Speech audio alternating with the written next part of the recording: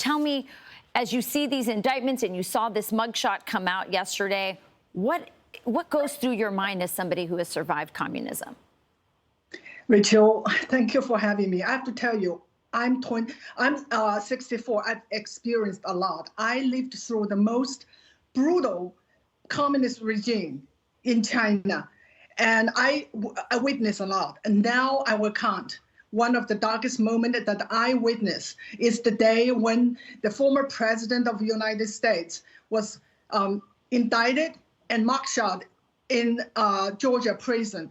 I have to say, I think America is quickly becoming a communist country, and our rule of law has been turned into what Marxists called proletarian dictatorship.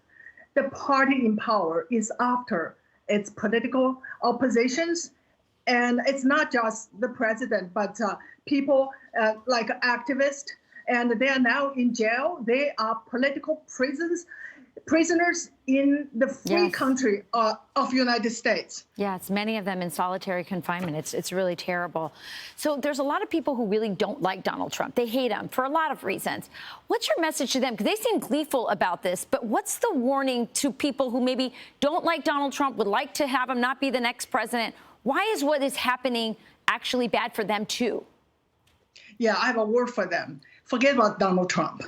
What's happening in America is that the party in power is abusing their power and going after any oppositions. Now it's Donald Trump. Now it's MAGA. But eventually it's everybody, because communist regime would not tolerate any opposition, any dissenting voices. So they're coming after all of us, including those who are cheering and now for Trump's indictment, and they think they are on the winning team. They're not. We are all will become victims if we let them succeed.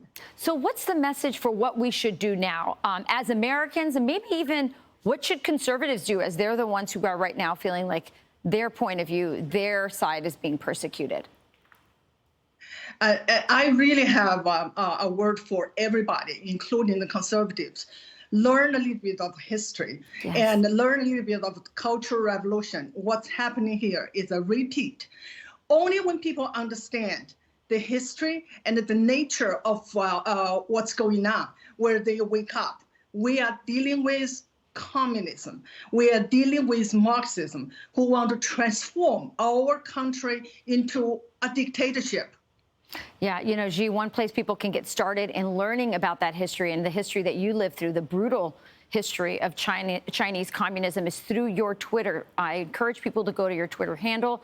You talk about all of the things that have happened that are so reminiscent of what we are experiencing now, as well as the people who weren't doing anything when things started to go bad.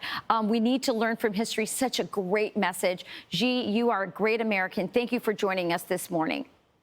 Thank you so much. I'm Steve Doocy. I'm Brian Kilmeade. And I'm Ainsley Earhart. And click here to subscribe to the Fox News YouTube page to catch our hottest interviews and most compelling analysis.